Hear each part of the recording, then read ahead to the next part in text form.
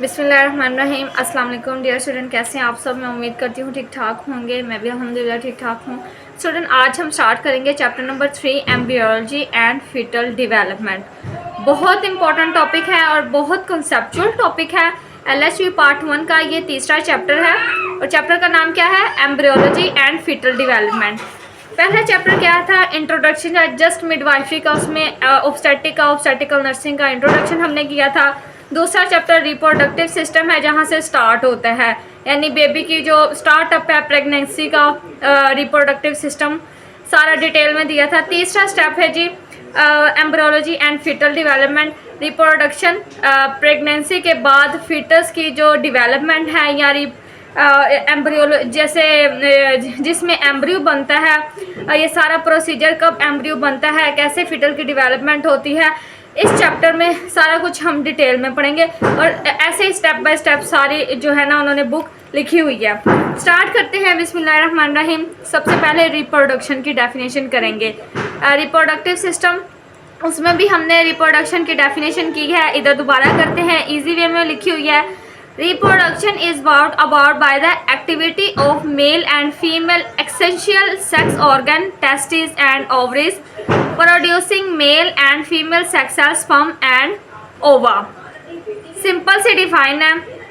Reproduction एक ऐसा अमल है जिसमें मेल और फीमेल दोनों पार्टनर इन्वॉल्व होते हैं।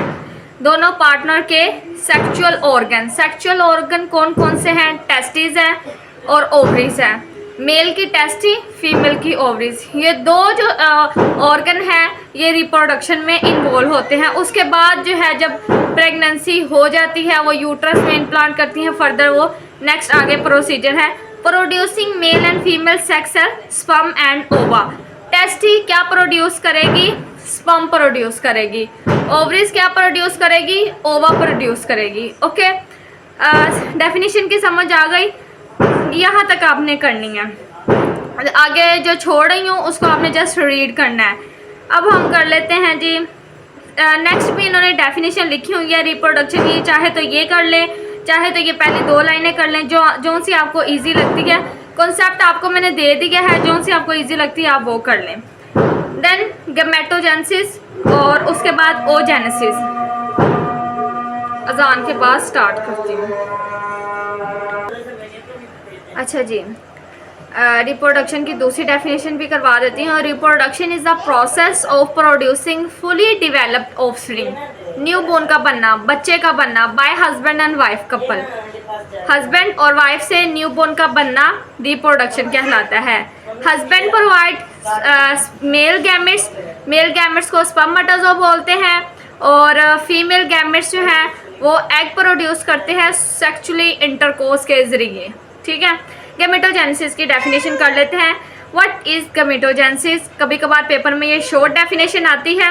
The process involve in the maturation of two highly specialised cells, spermatozoa in male and ovum in female.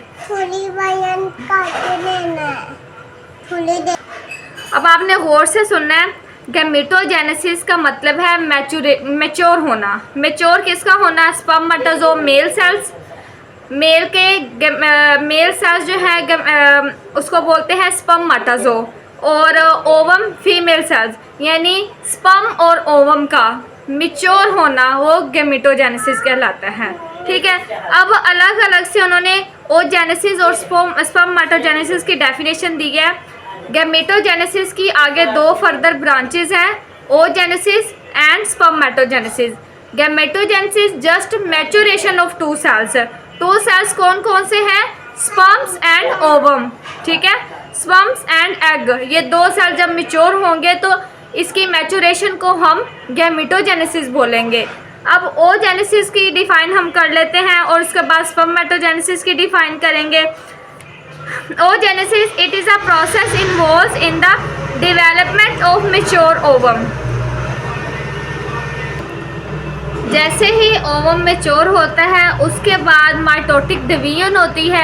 Rapid mitotic division के बाद तकरीबन 20 वीक में, ये MCQs मार्क कर लें, 20 वीक पे मैक्सिमम ओगोनिया बनेंगे। ठीक है, तकरीबन कोई 7 मिलियन ओगोनिया प्रोड्यूस होते हैं। नेक्स्ट पेज नंबर 56 पे उन्होंने ओजेनेसिस की स्कीमेटिक रिप्रेजेंटेशन की हुई है। ये जस्ट आप पढ़ लें, डीपली जाने की ज़रूरत नहीं है। इसके बाकी स्टेप्स भी हैं, ये लॉन्ग क्वेश्चन वैसे नहीं आता। नेक्स्ट है स्पर्मेटोजेनेसिस की डेफिनेशन हम करेंगे। The process involves in the development of spermatid from the male primordial germ cell. Male primordial germ cell से क्या प्रोड्यूस होंगे? स्पर्मेटाइड प्रोड्यूस होंगे। And their differentiations in spermatozoa is called spermatogenesis. Spermatogenesis की दोबारा definition करेंगे। एक ऐसा अमल है जिसमें स्पर्मेटाइड बनते हैं पेरिमोडियल जर्म सेल्स। ये एमसीक्यूज भी आता है कि कौन से सेल्स हैं मेल के जो कि स्पर्मेटाइड बनाते हैं, वो है sperm primordial germ cells and their differentiation into spermatozoa. उसके बाद जो है ना एक सेल वो स्पर्मेटोजोआ बनाएगा जिसको हम स्पर्मेटोजेनेसिस बोलते हैं। जस्ट ये शॉर्ट डेफिनेशन करनी है, बाकी सारा आपने रीड आउट करना है। अच्छा जी, नेक्स्ट डिफाइन है ओवोल्यूशन की। सेल्स मैच्योर हो गए, सेल्स मैच्योर होने के बाद ओवोल्यूशन होती है। ओवोल्यूशन कैसे होती है? पेज नंबर 58 पे इसकी डेफिनेशन है। Ovulation is a process whereby secondary oocyte is released from the ovary following the rupture of mature Graafian follicle। Mature Graafian follicle से एक फॉलिकल रिलीज होगा, सेकेंडरी ओसाइट, जिसे हम क्या बोलते हैं? ये स्केच है, आपने एक दफ़ा ये स्केच जो है ना अच्छे से रीड आउट कर लेना है ना। आपको पूरा चैप्टर जो है ना शॉर्टली करवाना है ताकि शॉर्ट ड्यूरेशन की आपकी ना अच्छी तैयारी हो जाए। Ovulation is a process by the secondary oocyte. इसमें जो है ना फर्स्ट ओसाइट इन्वॉल्व नहीं होगा, सेकेंडरी ओसाइट यानी दूसरा जो ओसाइट है ना वो इसमें इन्वॉल्व होगा। और ग्राफियन फॉलिकल जब रप्चर होगा, मेच्योर ग्राफियन फॉलिकल रप्चर होगा तो वो सेकेंडरी ओसाइट रिलीज करेगा जिससे ओवुलेशन बोलते हैं। बिकम अवेलेबल फॉर कंसेप्शन, और वो जो है कंसेप्शन के लिए अवेलेबल होगा। जो सेकेंडरी ओसाइट है वो ही वो ओसाइट होता है जो कि स्पर्म के साथ अटैच होगा जिससे ओवुलेशन स्टार्ट होगी। ओके हो गया। देन जो है इसका मैकेनिज्म सारा ये आपने जस्ट रीड आउट करना है, डायग्राम वगैरह बनाई हुई है, ये जस्ट आपने ओवरव्यू इसका देख लेना है।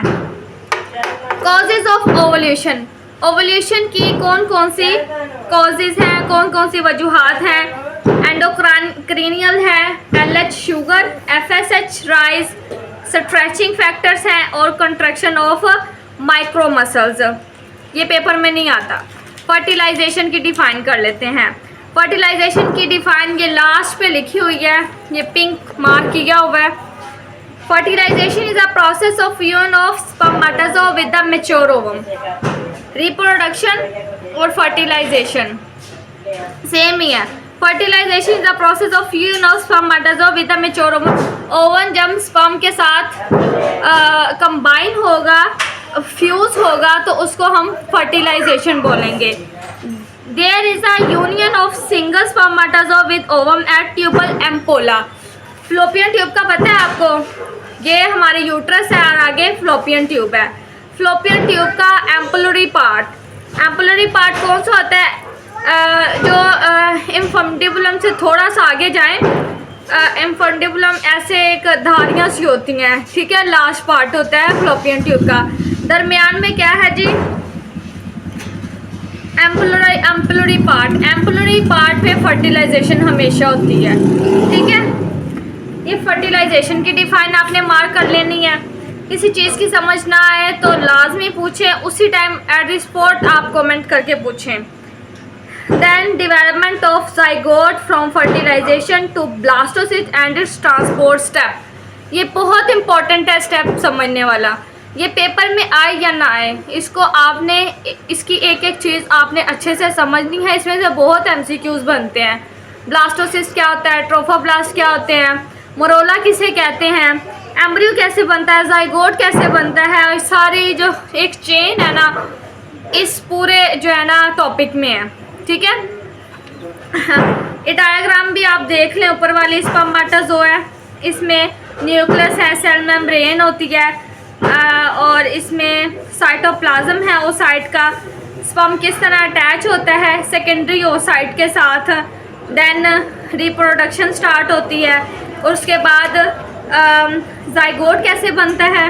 जाइगोट जाहिर सी बात है रिप्रोडक्शन जैसे ही हुई है उसके बाद जाइगोट बनेगा, ठीक है। फर्टिलाइजेशन के बाद क्या होगा, जाइगोट बनेगा। आगे कोई स्केच भी बना हुआ होगा।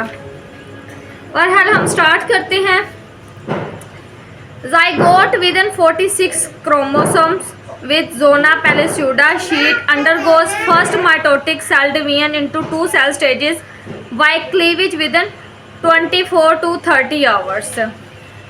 अच्छा जी, 24 से 30 घंटे के अंदर अंदर क्या होगा, माइटोटिक डिवीजन होगी।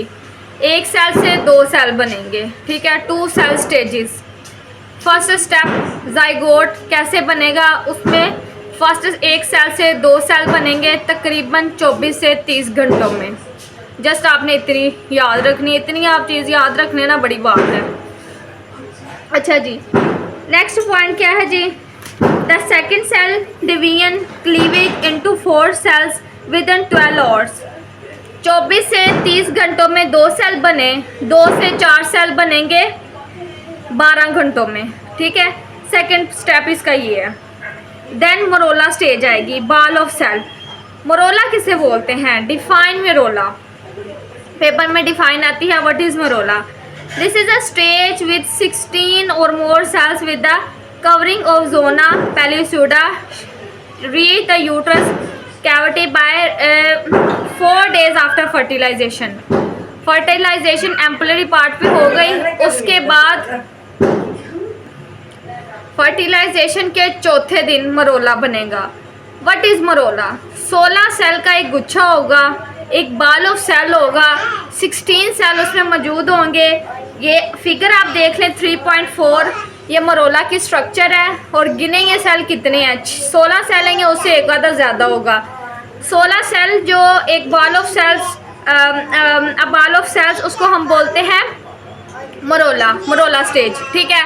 और फर्टिलाइजेशन के चौथे दिन ये मरोला बनेगा, ठीक है। बस आपने इतना याद करना है, जो मैं करवा रही ना बस उतना कॉन्सेप्ट अपने जहन में बिठा लें, ज़्यादा लंबे चक्रों में पढ़ने की ज़रूरत नहीं है। फिर ब्लास्टोसिस्ट को आप समझ लें। Marola on 4 and 5 day floats freely on endometrial surface.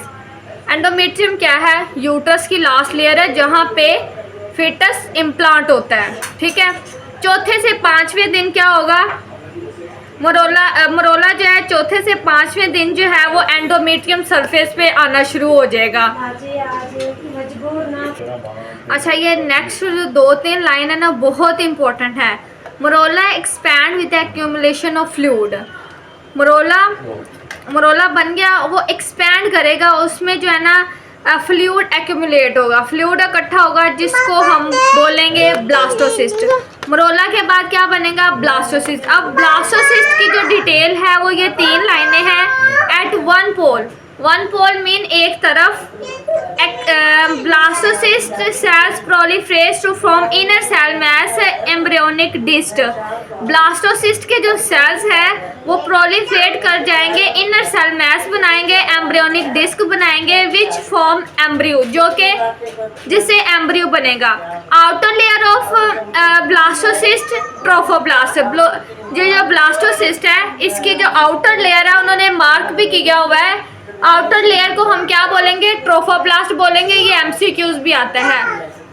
Blastocyst की आउटर लेयर क्या कहलाती है, ट्रोफोब्लास्ट कहलाती है।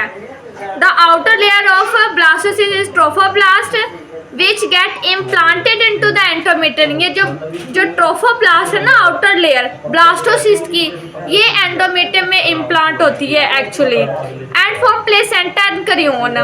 ट्रोफोब्लास्ट जब एंडोमेट्रियम में इम्प्लांट होगी तो क्या बनाएगी, प्लेसेंटा बनाएंगी और करियोन बनाएंगी, ठीक है।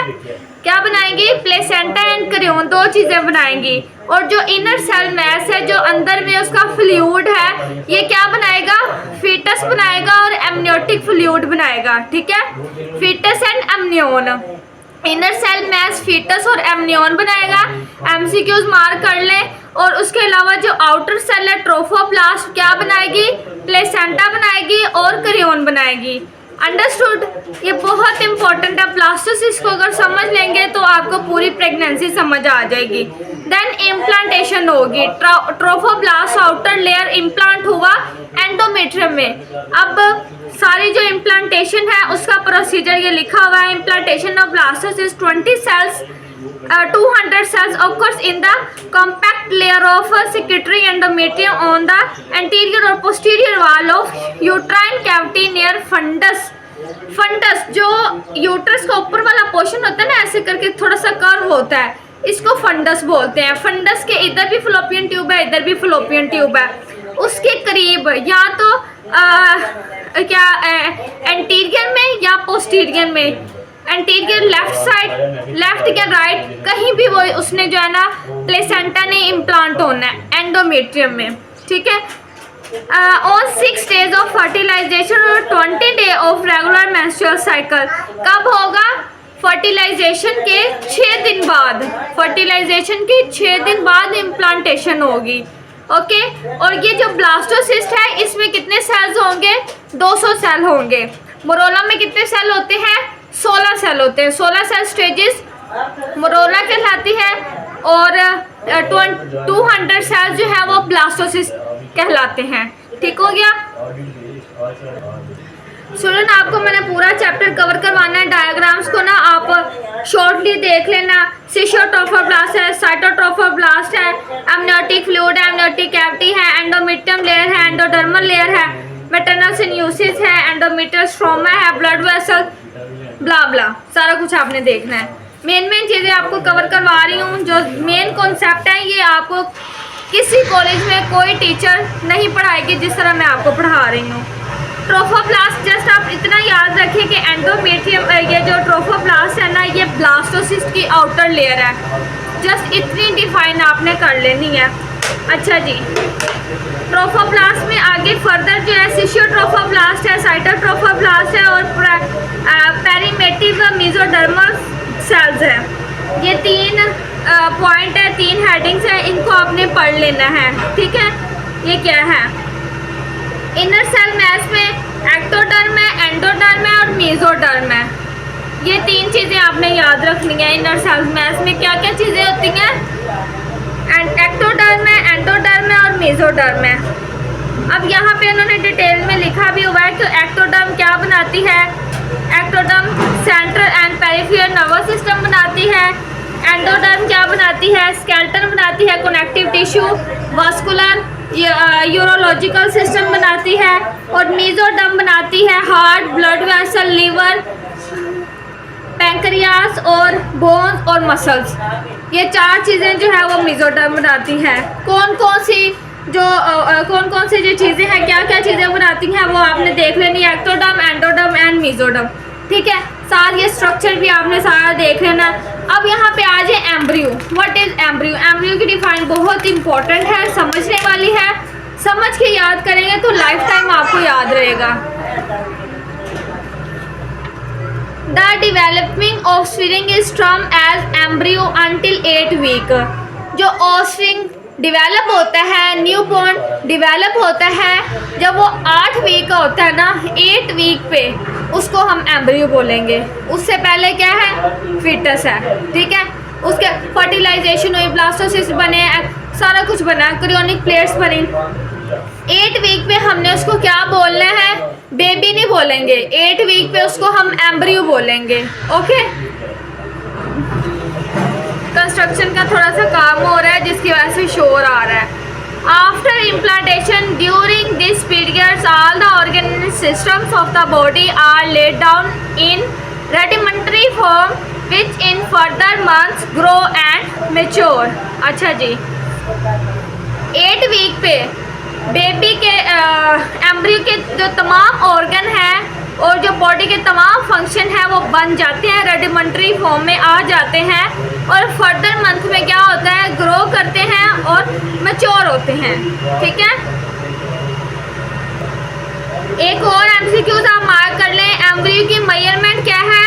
3 सेंटीमीटर। कितनी मेजरमेंट है? 3 centimetre 1.2 inch.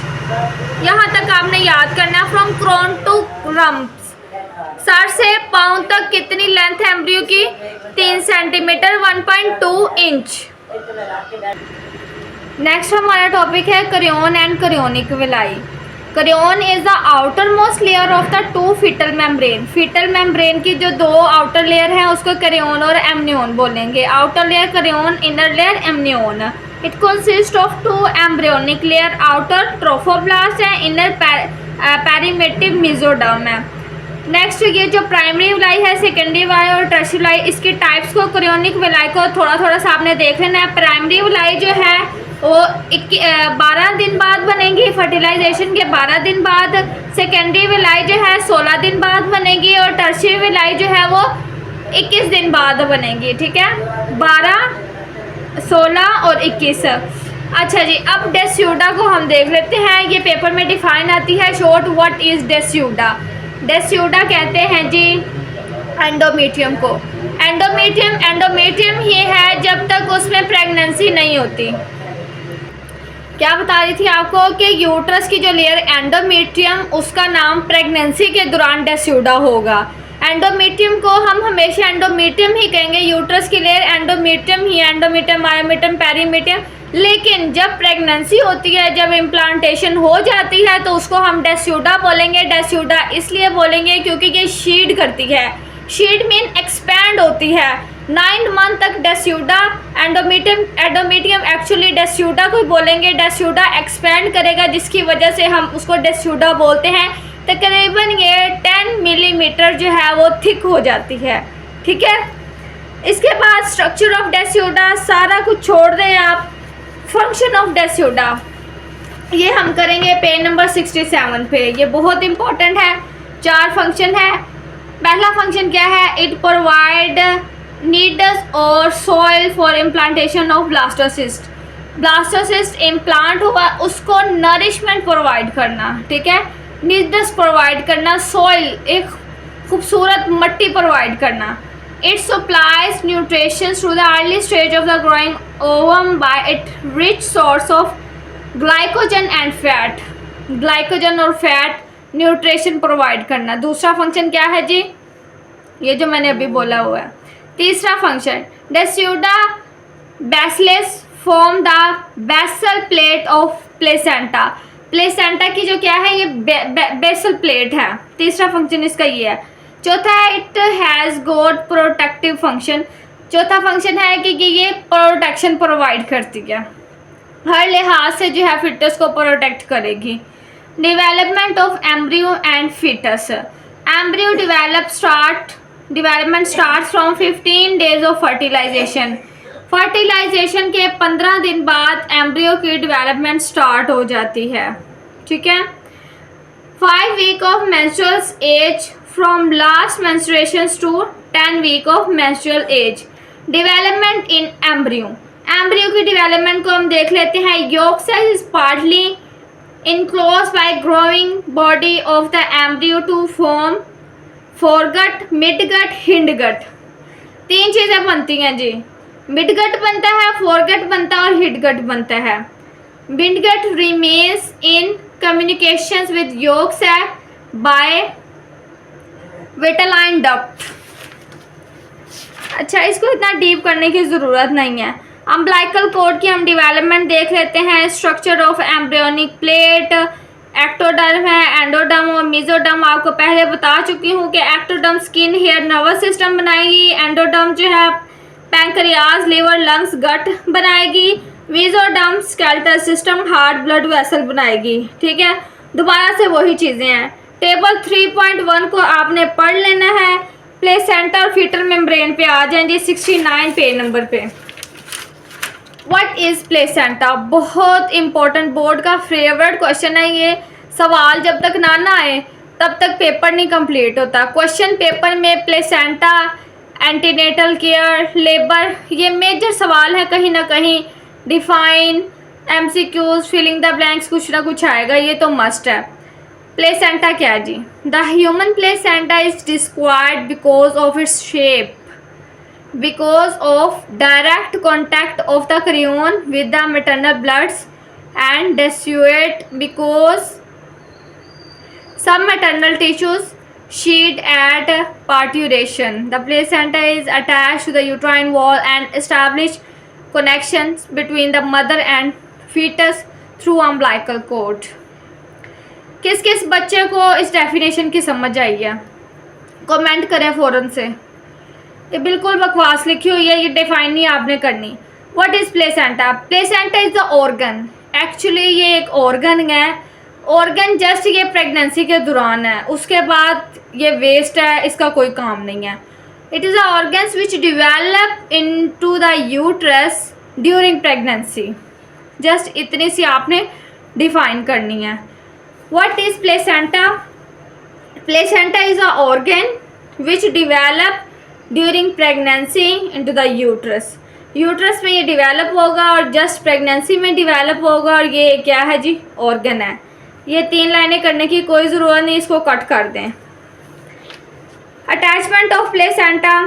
Placenta is attach to the uterine wall and establish connection between mother and fetus. Uterine wall endometrium में ये अटैच होता है, ठीक है, यूट्रस की वाल के साथ अटैच होता है, और ये एक कनेक्शन है माँ और बच्चे के दरमियान। जाहिर सी बात है कि माँ से जो फूड बच्चे को मिलनी है, किसके थ्रू मिलनी है? प्लेसेंटा के ज़रिए मिलनी है। प्लेसेंटा के आगे पाइप है, अम्बिलिकल कॉर्ड, उसके बाद अम्बिलिकस है, अम्बिलिकस पे अटैच है अम्बिलिकल कॉर्ड, जिसके थ्रू उसको फूड सारी मिल रही है। अटैचमेंट थोड़ी सी आप कर लें, ओरिजिनेशन छोड़ दें। आगे है डेवलपमेंट ऑफ प्लेसेंटा। प्लेसेंटा की डेवलपमेंट जस्ट आप डायग्राम देख लेंगे ना तो आपको पता चले जाएगा कि प्लेसेंटा किस तरह डेवलप हुआ है। उसकी डेवलपमेंट मैं आपको बता देती हूँ, किधर डायग्राम बनी हुई है। एक मिनट वेट करें, ये है जी प्लेसेंटा कैसे डेवलप होता है। ये प्लेसेंटा का सारा स्ट्रक्चर है, डी शेप का स्ट्रक्चर है, साथ अम्बिलिकल कॉर्ड अटैच है। क्या क्या चीज़ें इसमें मौजूद हैं, जस्ट ये आप डायग्राम याद कर लेंगे ना तो आपके लिए ज़्यादा आसानी हो जाएगी। बाकी इतना लेंथी करने की ज़रूरत नहीं है, और ना ये पेपर में आता है। प्लेसेंटा के फंक्शन मोस्ट इम्पोर्टेंट है, वो आपने करने हैं, और मैं आपको डिटेल से करवाऊँगी, नोट्स में भी ये वो मेंशन है। सरफेस डायामीटर और थिकनेस प्लेसेंटा की देख लेते हैं एमसीक्यूज़ के तौर पे। डायामीटर 15 से 20 सेंटीमीटर, थिकनेस है 3 सेंटीमीटर, वेट इसका 500 ग्राम, ठीक है, या 1:6 ऑफ द फीटल वेट है। वेट, ये जो ऑप्शन है ना वेट का, ये एमसीक्यूज़ आता है, स्पेशली प्लेसेंटा का वेट वो लाजमी पूछते हैं। 500 ग्राम है प्लेसेंटा का weight. Surface area 243 square metre है। वॉल्यूम 500 ml, ठीक है, 200 to 90 ml भी हो सकता है। अच्छा जी, सरफेस ऑफ प्लेसेंटा, इसकी 2 सरफेस है, fetal and maternal peripheral margin, इसको आप छोड़ दें, सरफेस नहीं पूछी जाती। Attachment, placenta is attach to upper part of posterior or anterior wall of the uterine cavity. Uterine cavity के अपर पार्ट पे जो है ना प्लेसेंटा अटैच होगा। ये लाइक यूट्रस, इसके यहाँ तो इधर अटैच होगा अपर वाल पे, या इधर एंटीरियर या पोस्टीरियर, ठीक हो गया। इधर नीचे अटैच नहीं होगा placenta. Uterine cavity near fundus, ठीक है, फंडस के करीब। Separation, placenta separate after birth of baby. Separate कब होगा? बच्चे की जैसे ही पैदाइश होगी प्लेसेंटा भी क्या हो जाएगा, उसको हम साथ ही सेपरेट कर देंगे। माइक्रो एनाटॉमी ऑफ प्लेसेंटा, इसमें सिर्फ आपने डायग्राम देखनी है।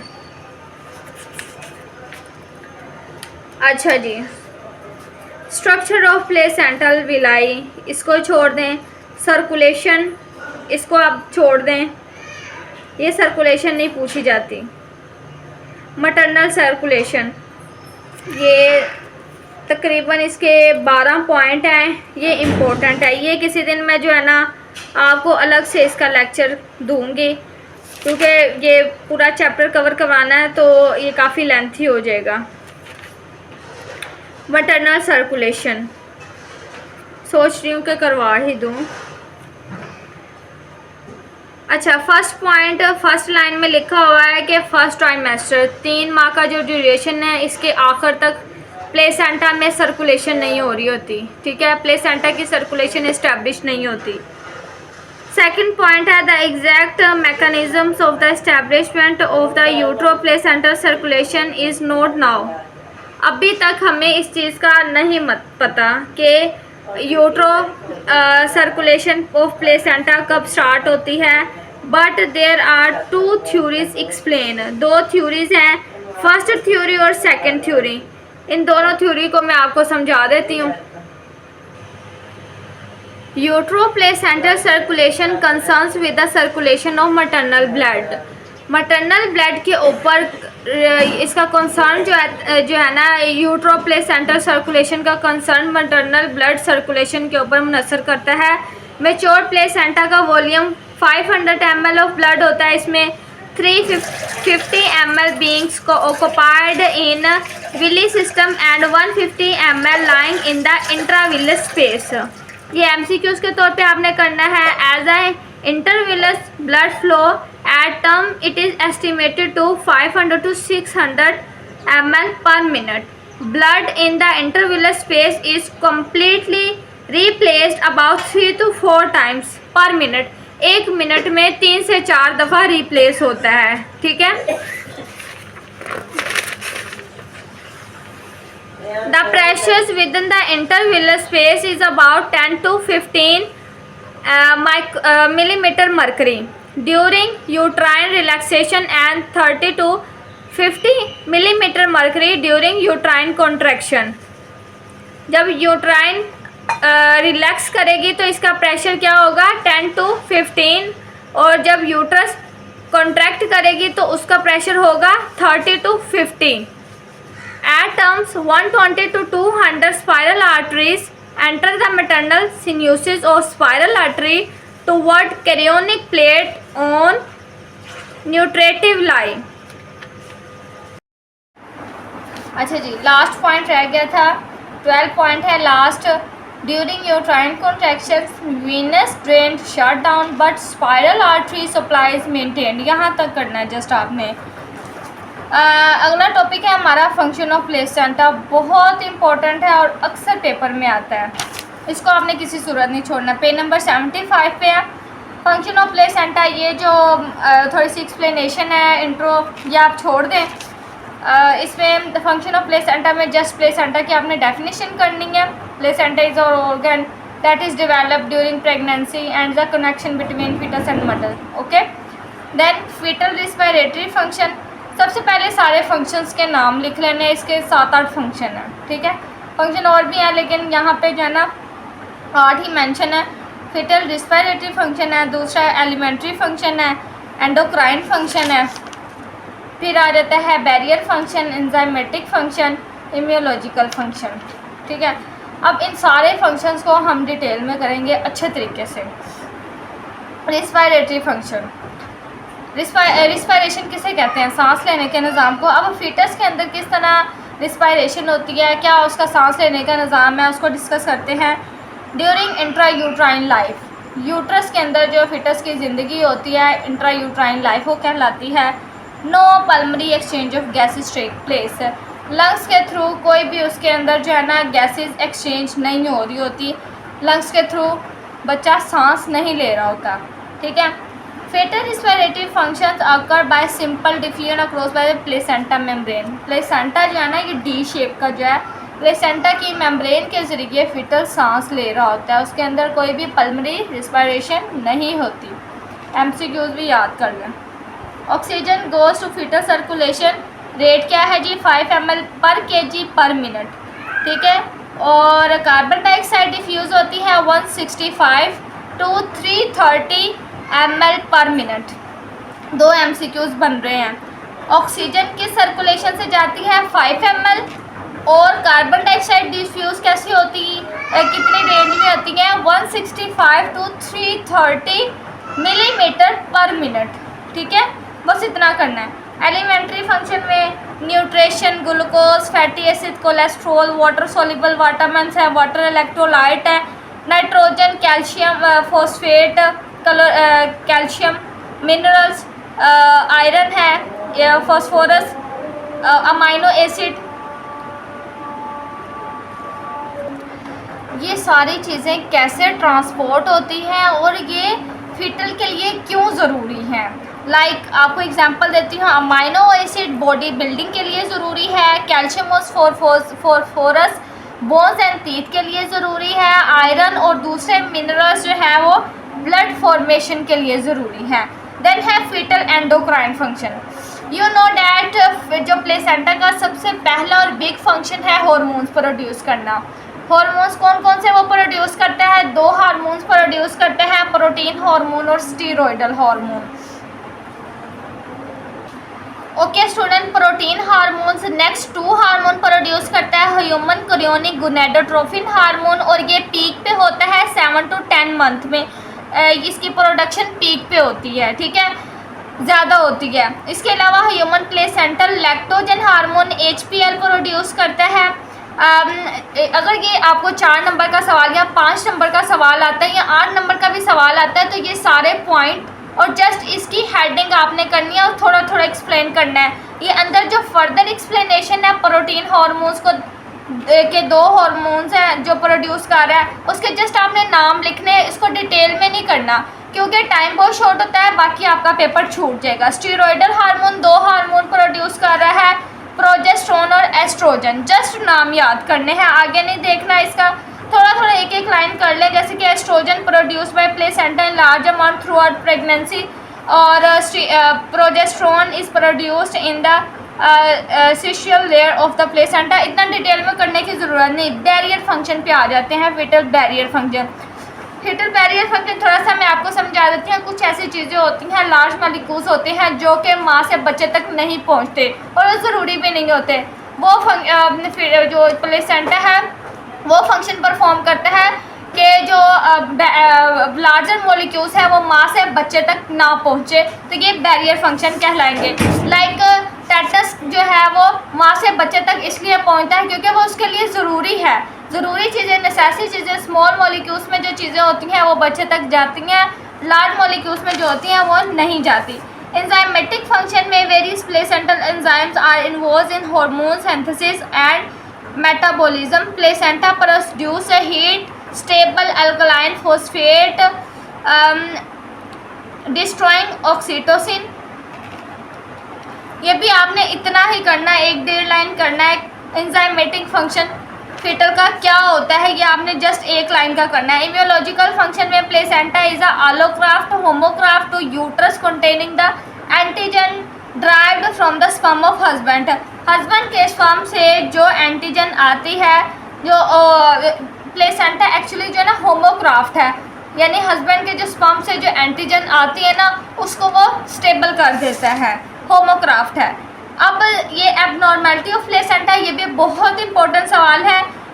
तकरीबन कोई 13 एबनॉर्मेलिटीज़ हैं प्लेसेंटा में। अक्सर औकात आती हैं पेशेंट में, इस तरह क्लिनिक पे इस तरह के केसेस भी आते हैं। कौन कौन सी एबनॉर्मेलिटीज़ हैं शॉर्टकट में करेंगे। देखें 13 एबनॉर्मेलिटीज़ हैं।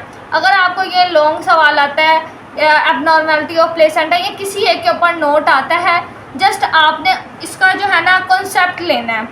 अगर आपके पास कॉन्सेप्ट होगा तो आप उसकी डायग्राम भी बना सकोगे, आप उसको शॉर्ट लॉन्ग हर तरीके से एक्सप्लेन कर सकोगे। अगर आपको जस्ट एबनॉर्मेलिटीज़ आते हैं तो आपने 13 एबनॉर्मेलिटीज़ इनकी पॉइंट लिख के उनको थोड़ा थोड़ा सा एक्सप्लेन कर देना है, जस्ट ओके, ठीक है। इसमें सबसे पहले है लार्ज प्लेसेंटा, ठीक है। साइज़ क्या है जी प्लेसेंटा का? लार्ज है। प्लेसेंटा सेंसिटिवेटा, प्लेसेंटा मेम्ब्रेनिका है, प्लेसेंटा सर्कमलेटा है, बैटलडोर प्लेसेंटा है, placenta accreta and increta, bipartite placenta, tripartite placenta, placenta velamentosa, placenta previa, abruptio placenta, placenta fenestrata, placenta marginata. इसमें सबसे इम्पोर्टेंट है अब्रप्शो प्लेसेंटा, प्लेसेंटा प्रीविया। इन दोनों के ऊपर आपको लॉन्ग आ सकता है, ठीक है, प्लेसेंटा प्रीविया और अब्रप्शो प्लेसेंटा। बाकी सारी जो डिटेल है इसकी आपने डिफ़ाइन करनी है। डिफ़ाइन आपको समझ आ गई, देन आपने एक्सप्लेनेशन इसकी थोड़ी सी आपने पढ़ लेनी है। सबसे पहला है जी large placenta. It occur in syphilis, diabetic mellitus, यानी कि in patient more than 500 gram. Placenta का वेट आपको पता है कि 500 ग्राम है। अगर 500 ग्राम से ज़्यादा प्लेसेंटा का वेट हुआ तो वो क्या कहलाएगा? Large placenta. जस्ट इतना था, आप याद रख लें। इतना ज़्यादा जो है ना चीज़ें याद नहीं बच्चों को रहती। प्लेसेंटा सेंसिटिव रेटा ये जस्ट 3% होता है। MCQs भी आ सकता है। कितने परसेंट होता है जी? 3% होता है। ठीक है, आपको पता है 60 MCQs होते हैं। इसमें क्या होता है जी, ये डायग्राम बनी हुई है, ये डायग्राम ही आप जो है ना आप अपनी वर्डिंग में लिख दो। प्लेसेंटा एक साथ बनता है और साथ एक स्मॉल है ना एक्सेसरी इजाफी प्लेसेंटा बन जाता है। ठीक है, इसको हम बोलते हैं प्लेसेंटा सेंसिटिव रेटा। ठीक है, देन इसका ट्रीटमेंट है जी, it is diagnosed of the missing lobe, exploration of uterus, removal of the lobe under the general anaesthesia. अच्छा जी, इसका ट्रीटमेंट ये है कि हम जनरल एनेस्थीसिया छोटा सा दे के ना हम इसको रिमूव कर सकते हैं। एक एक्सेसरी लोब बन जाता है फजूल। Placenta membranacea, it result from the failure of chorionic leaves. अच्छा, प्लेसेंटा मेम्ब्रेनिका की 2-3 आपने सिम्टम्स याद रखनी है। थिन होता है, लार्ज सरफेस ऑक्यूपाई करता है। ठीक है, और इसमें करियोनिक लीव जो है वो failure of chorionic leaves, करियोनिक leave जो आउटर लेयर है ना वो मिस होती है। ठीक है, तब ये बनता है। देन है सर्कमवलेटा प्लेसेंटा, डायग्राम बनी हुई है। It is a situation and एपिक्यू ring is seen on the fetal surface of the placenta. It is formed by the doubling back of chorion amnion and may result on the membrane leave the placenta nearer the center instead that the edges of usual. अच्छा जी, इसमें जो है ना usually तो आपको पता है edges से जो है एज यानी किनारे से अम्बिलिकल कॉर्ड निकलती है, लेकिन इस प्लेसेंटा में क्या होगा कि दरमियान से सेंटर से अम्बिलिकल कॉर्ड जो है ना वो शुरू हो रही होगी। उसको हम बोलते हैं प्लेसेंटा सर्कमवलेटा। ये अक्सर औकात वाइवा में भी आपसे पूछा जा सकता है। इसमें जो है ना PPH भी हो सकता है, फीटल मालफॉर्मेशन, फीटल डेथ भी हो सकती है। अच्छा, बैटल डोर प्लेसेंटा किसे बोलते हैं? In this the cord is attach to the margin of placenta. Placenta के मार्जिन पे कॉर्ड अटैच होगी, not at the centre, centre में नहीं होगी। जो आपको पहले भी बताया बैटल डोर प्लेसेंटा बोलेंगे। वैसे तो प्लेसेंटा के सेंटर से जो है ना अम्बिलिकल कॉर्ड जो है ना वो स्टार्ट होती है, लेकिन बैटल डोर में मार्जिन से स्टार्ट होगी। जस्ट इतना सा डिफरेंस है। Placenta accreta and increta. Placenta accreta किसे कहते हैं? Placenta accreta is an abnormal partially or totally adherent of placenta to the uterine wall. अच्छा जी, एक्रीटा बोलते हैं या तो मुकम्मल तौर पर मेम्ब्रेन में घुसा हुआ होगा, ये जो एंडोमेट्रियम जिसमें इम्प्लांटेशन होती है, या तो मुकम्मल तौर पर एडहेयर हुआ होगा, पार्शली और कम्प्लीटली। ठीक है, इसमें जो दूसरा पॉइंट है वो है जी placenta accreta, placenta increta. In this the muscles of the endometrium have been invaded by the villi. Villi होती है ना, छोटी छोटी ब्रीक ब्रीक विलाई है, उसमें एडहेयर हो जाती हैं इनक्रीटा और एक्रीटा। एक्रीटा में जो है ना पार्शली आधा धसा हुआ होगा, ठीक है, आधा एडहेयर होगा। Partially or totally adherence of placenta, partially या आधा एडहेयर होगा या तो कम्प्लीटली एडहेयर होगा। लेकिन इनक्रीटा में क्या होगा, विलाई जो होगी, छोटी छोटी विलाई है, वो एडहेयर होगी एंडोमेट्रियम या मसल्स में। In this placenta uterine walls become one solid continue mass. It is a rare condition. Increta वाली कंडीशन बहुत रेयर है और ये इसमें सॉलिड मैस बन जाता है। एक्रीटा जो है उसमें पार्शियल टोटली एडहेयर हो जाता है। बस ये दो चीज़ें आपको उर्दू में इसलिए बता रही हूँ, इंग्लिश में बहुत लंबा चौड़ा लिखा है, लेकिन एक्चुअली जब वाइवा में पूछा जाता है एक्रीटा और इनक्रीटा क्या है तो बच्चे को पता ही नहीं होता। मैंने पढ़ा तो था लेकिन याद नहीं है।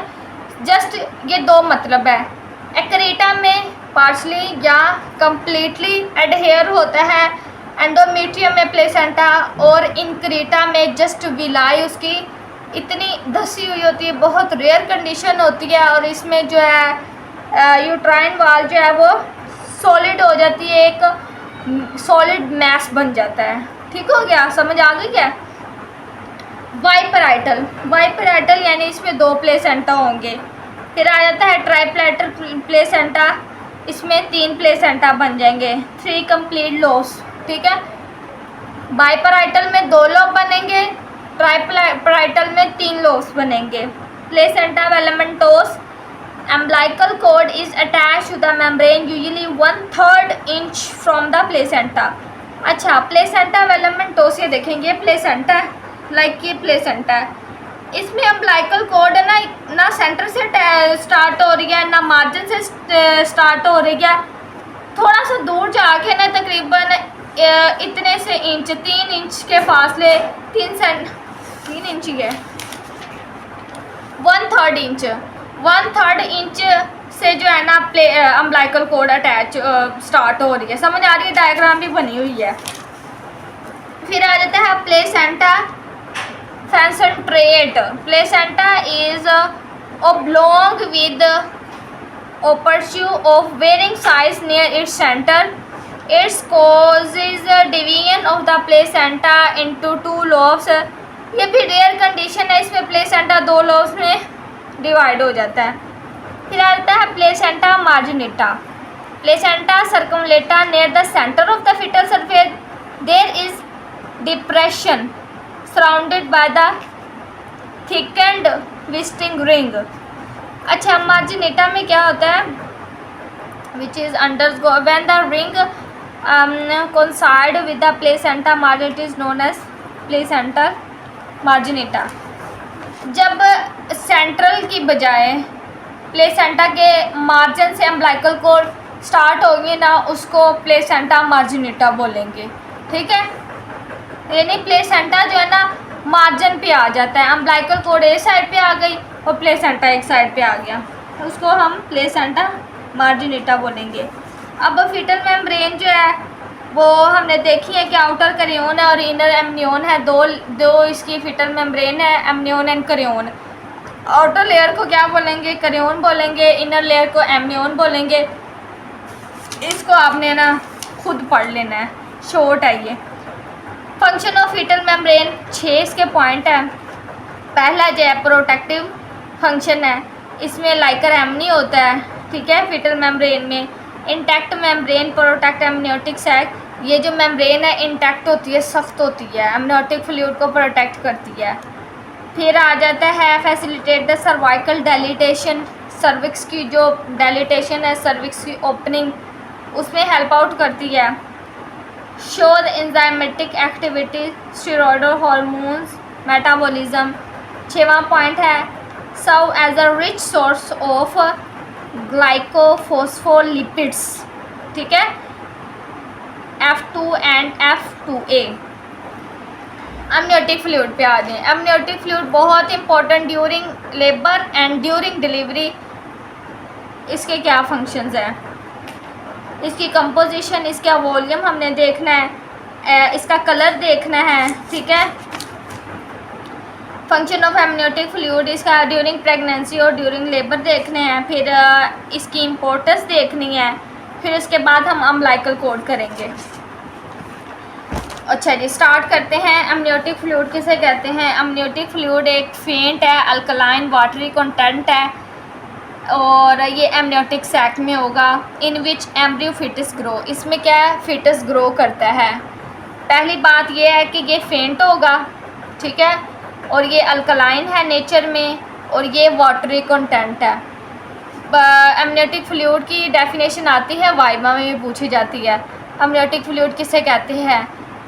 सबसे पहली बात क्या है? ये फेंट है, अल्कलाइन इन नेचर है और ये वाटरी कंटेंट है। लाइकर एमनी ये एमनियोटिक फ्लूइड। इसके बाद और ये क्या है जी? ये एमनियोटिक सैक में होता है, इसमें फीटस एम्ब्रियो ग्रो करता है। Secretion of amniotic cell. अच्छा जी, और ये क्या करता है जी?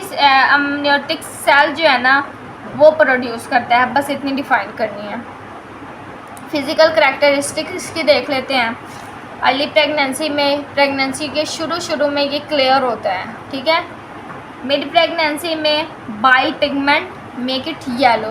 बाइल पिगमेंट का पता है आपको, जिस तरह हमारे जो पेंक्रियाज में ग्रीनिश सा होता है, ग्रीनिश येलोइश सा मिड प्रेगनेंसी में, दरमियान में। लेट प्रेगनेंसी में ये कलरलेस हो जाता है, वाइटिश हो जाता है, ठीक है, लास्ट पे आके। बस आपने इतना करना है, ज़्यादा लेंथी नहीं मैं आपको करवाऊँगी, कुछ भी नहीं आपको याद रहना।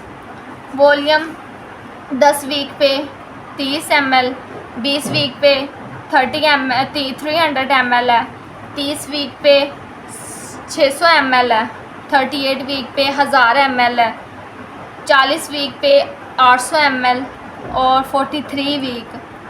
वैसे तो 40 वीक पे डिलीवरी 38 या 40 वीक पे हो जाती है, ये मतलब 200 ml। ये देखें ना, 1000 हुआ, 40 वीक पे 800 हुआ। ये एक समझने वाली चीज़ है। पेज नंबर 81 पे हूँ मैं, बुक खोल के बैठा करें। 40 वीक पे जो है ना, नहीं 38 वीक पे 1000 है, सबसे ज़्यादा है। उसके बाद 40 पे ये कम क्यों हुआ है, लीक स्टार्ट हो जाती है, ठीक है, 800 ml हो गया। उसके बाद 43 वीक्स, कभी कभार जो है ना टाइम ऊपर भी चला जाता है, ऊपर हफ्ते गुजर जाते हैं, 1 महीना भी ऊपर हो जाता है, आधा महीना भी ऊपर हो जाता है, तो 200 ml हो गया, ठीक है। कंपोजिशन क्या है इसमें, मैटरनल प्लाज्मा होता है, प्रोटीन होती है। लेटर प्रेगनेंसी में amniotic fluid mixed with fetal uterine urine and fetal skin. छोड़ें इसको, कंपोजिशन देख लेते हैं। वाटर इसमें 98%, सबसे ज़्यादा 99 to 98%, 98 to 99% क्या है, वाटर है। सॉलिड इसमें है 1 to 2% थोड़ा सा, ठीक है। Organic protein uric acid creatinine है, ग्लूकोज लिपिड फॉस्फेट है, हार्मोन्स वाइटामिन्स प्रोटीन प्रोस्टाग्लैंडिन है, इनऑर्गेनिक नाइट्रोजन है, कैल्शियम सोडियम न्यूक्लिएट है और फिटल स्किन। मिड प्रेगनेंसी में जो है इसाइनोफिल न्यूक्लिक एसिड है। अर्ली प्रेगनेंसी में large nucleated cells and nucleated cells from the fetal skin. बस आपने थोड़ा सा ऑर्गेनिक कंपोनेंट कौन से और इनऑर्गेनिक कंपोनेंट कौन से हैं ये आपने देख लेने हैं। कलर इसका क्या, अर्ली प्रेगनेंसी में आपको बताया कि ये in early pregnancy it is colourless but near term it become pale straw colour, यानी जिस तरह भूसा नहीं होता वो जो white I think pale straw colour जो है ना वो होता है। मिकोनियम स्ट्रेन ग्रीन है, गोल्डन कलर RH इनकम्पेटिबिलिटी को शो कर रहता है। ग्रीनिश येलो डार्क कलर और इसमें डार्क ब्राउन, ये 3 कलर जो है ना। अच्छा, मेकोनियम का भी मैं आपको बताती हूँ, मेकोनियम किसे कहते हैं। ग्रीनिश येलो पोस्ट में चोटी को शो करता है। डार्क कलर जो है वो एक्सीडेंटल हैमरेज को शो करता है। डार्क ब्राउन कलर जो है ना इंट्रा यूट्राइन डेथ को शो करता है। ये 3 साइन हैं। मेकोनियम जो है वो किस कलर में होगा, मेकोनियम होगा present in the fetal distress thick with the presence of flake sugar. Golden colour RH को करेगा, ग्रीन कलर पोस्ट में चोटी को करेगा, डार्क कलर करेगा एक्सीडेंटल हैमरेज को, और डार्क ब्राउन कलर अगर पेशेंट कहे ना कि डार्क ब्राउन कलर का लीकेज हो रहा है तो उसमें उसका मतलब है कि इंट्रा यूट्राइन डेथ, बच्चे की डेथ हो गई है। ठीक हो गया। अच्छा जी, फंक्शन हम करते हैं जी ड्यूरिंग प्रेगनेंसी क्या, ड्यूरिंग लेबर क्या है, बहुत इम्पोर्टेंट है ये। पहला फंक्शन इट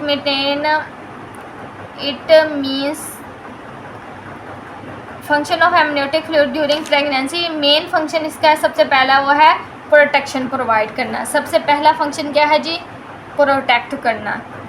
दूसरा फंक्शन क्या है, शॉक एब्जॉर्बर के तौर पर काम करता है। लाइक अगर औरत को झटका लगा है, बाइक पे झटका लगा है या गिरी गया है या सीढ़ियों से गिरी है तो ये शॉक एब्जॉर्बर है। लाइक जिस तरह बाइक को एकदम हम स्पीड से जा रही हो रोकते हैं ना, शॉक एब्जॉर्बर अंदर फंक्शन होता है, एक पीछे हो जाती है बाइक एकदम, हमें कोई नुकसान नहीं होता। लाइक इसी तरह एमनियोटिक फ्लूइड है, ठीक है। सबसे पहला फंक्शन प्रोटेक्शन का है, शॉक एब्जॉर्बर का फंक्शन है। इसके अलावा ये टेम्परेचर को मेंटेन करता है। इसके अलावा जो है ये पानी का जो सप्लाई है, ड्रिंकिंग वाटर, उसकी ग्रोथ के लिए जो ज़रूरी है उसको सप्लाई करने में हेल्प आउट करता है, ठीक है। इसके अलावा इम्यूनोलॉजिकल फंक्शन है, बायोकेमिकल और हार्मोनल फंक्शन परफॉर्म करता है। देन 7 पॉइंट पे है prevent the adherent of the sticky skin and umbilical cord compression. अक्सर औकात जो है ना अम्बिलिकल कॉर्ड की जो है ना वो कंप्रेस हो जाती है, उससे भी जो है ना ये एमनियोटिक फ्लूइड बचाता है कंप्रेशन से।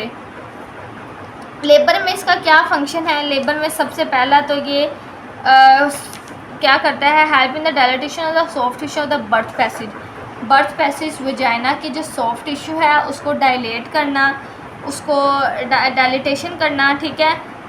बैग ऑफ मेम्ब्रेन जो है ना fluid bag of the bag of membrane जो है ना उसकी मदद से क्या होगा जी, जो पैसेज है वो नीट एंड क्लीन हो जाएगा फर्स्ट ऑफ ऑल पे, और डायलेट हो जाएगा, टिश्यू सॉफ्ट हो जाएंगे। इसके अलावा fetus protect fetus and placenta from the pressure by the contracting uterus जब कॉन्ट्रैक्ट करती है ना तो टिश्यूज़ को ये प्रोटेक्ट करता है। लाइक जब यूटरस कॉन्ट्रैक्ट करेगी तो इससे प्लेसेंटा और फीटस जो है ना उसको प्रोटेक्शन मिलेगी, उस ताकि उसके ऊपर प्रेशर ना ज़्यादा पड़े, ठीक है। कॉन्ट्रैक्टिंग यूट्रस या उसके प्रेशर की वजह से फीटस और प्लेसेंटा को कोई नुकसान ना हो, ठीक है। दूसरा फंक्शन इसका ये, जाहिर सी बात है अगर पानी नहीं होगा, एमनियोटिक फ्लूइड नहीं होगा, यूट्रस कॉन्ट्रैक्ट करेगी तो डायरेक्टली बच्चे के ऊपर असर पड़ेगा, प्लेसेंटा के ऊपर। प्लेसेंटा ब्लीडिंग करना शुरू कर देगा, बच्चे को प्रॉब्लम होगा, उसका दम घुटने लग जाएगा। तो कितना अच्छा ये फंक्शन है कि अल्लाह ताला ने एमनियोटिक फ्लूइड बनाया, इसलिए उसमें रखा है ताकि वो प्रेशर ना उसके ऊपर ज़्यादा पड़े। समझ आ रही है? फिर है wash the vagina before birth of the baby thus preventing infection to the baby and uterine cavity. देखें बच्चे की बर्थ से पहले है ना बर्थ पैसेज है ना इससे क्लीन हो जाता है। क्लीन होगा तो मतलब बच्चा जो है ना इन्फेक्शन से बचेगा। अब नेक्स्ट इसकी जो है ना इम्पोर्टेंस है लाइकर एमनी की, ये आपने खुद पढ़नी है। फ्यूनिस और अम्बिलिकल कॉर्ड। अब हम बात करते हैं अम्बिलिकल कॉर्ड की। अम्बिलिकल कॉर्ड में क्या होता है, इसमें की क्या कंपोजिशन है, क्या स्ट्रक्चर है, क्या करैक्टरिस्टिक्स हैं, इसकी डेवलपमेंट क्या है। फ्यूनिस और umbilical cord form the connecting link between foetus and placenta. माँ और बच्चे के दरमियान जो है ना एक लिंक है जो कि अम्बिलिकल कॉर्ड से बनता है। बच्चे की अम्बिलिकस यानी नाभ पे वो लगती है और प्लेसेंटा के साथ अटैच है, और प्लेसेंटा अटैच है एंडोमेट्रियम के साथ। एंडोमेट्रियम माँ की सर्कुलेशन, सारा कुछ न्यूट्रिशन वगैरह, ऑक्सीजन, एलिमेंट्री फंक्शन, फिर रिस्पिरेटरी फंक्शन, सारा कुछ वो बच्चे तक जा रहा है, ठीक है। डिफाइन होगी। डेवलपमेंट है इसकी, ये डायग्राम देखें आप। डायग्राम में क्या है जी, दो इसमें आ गई हैं जी अम्बिलिकल वेन, एक अम्बिलिकल वेन है और दो अम्बिलिकल आर्टरी है, और इसमें वॉटन्स जेली होती है, योग सैक है, क्रियोन है, अमनियोन है। बस इतना ही आप कर लें। एक गोल सा दायरा बनाएं, उसमें दो आर्टरीज बनाएं, एक वेन बनाएं, वॉटन्स जेली बनाएं, डॉट लगा दें, ठीक है। कैरेक्टरिस्टिक्स ये आपने देख लेनी है। It range between 30 to 90 centimetre, average 55 centimetre. MCQs। Umbilical cord की लेंथ कितनी है? 55 सेंटीमीटर। इसका कलर क्या है? Bluish white in colour.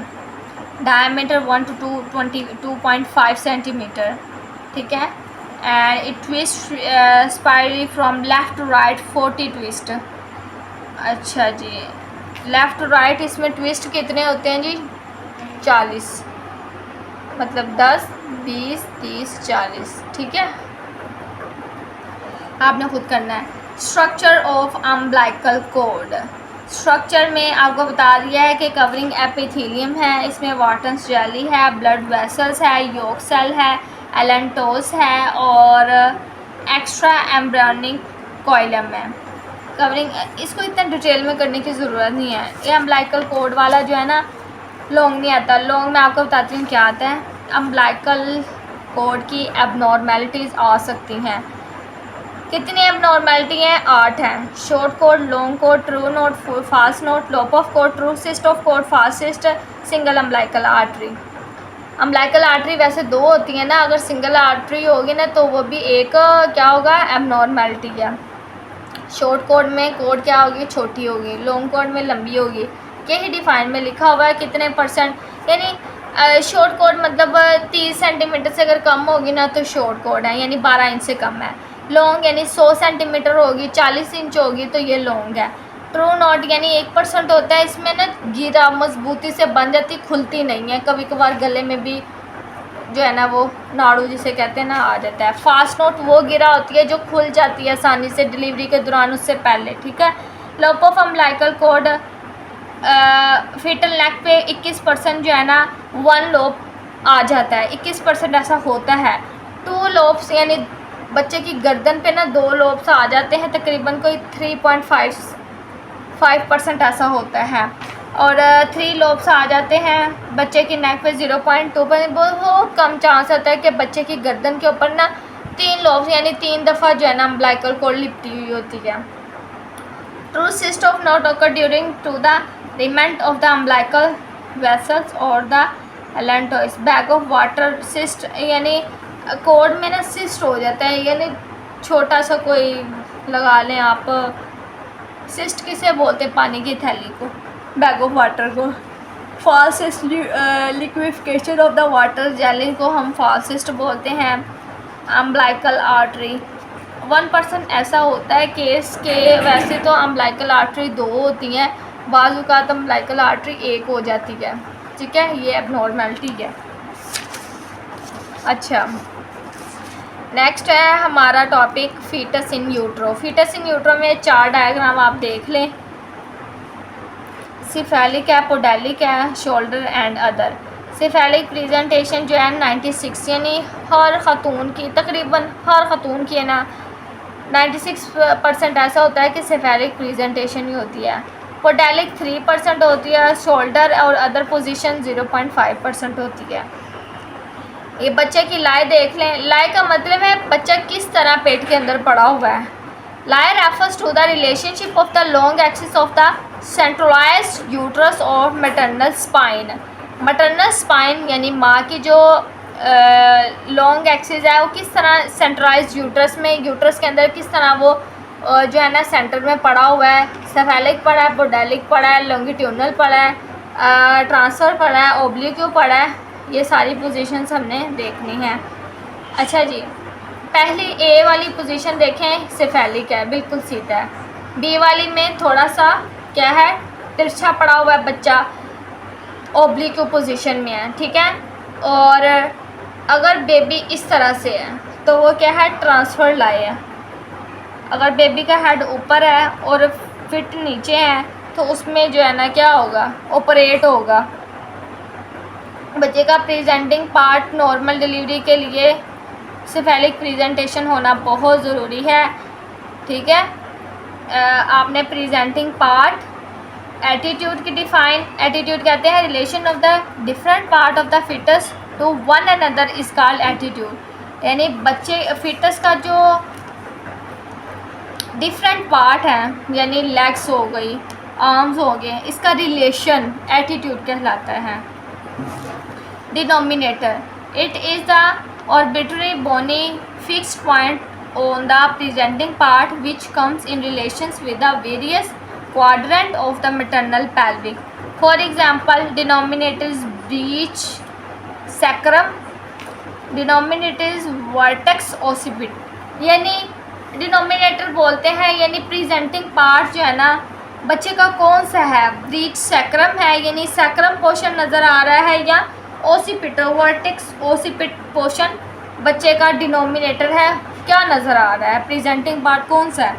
Position देख लेते हैं। It is a relation of the denominator to the different quadrant of the pelvic. Pelvic में जो बच्चे की पोजीशन है, फिटस की पोजीशन है, क्या डिनोमिनेटर है, किस तरह से बच्चा पड़ा हुआ है, उसको हम पोजीशन बोलेंगे। ठीक है।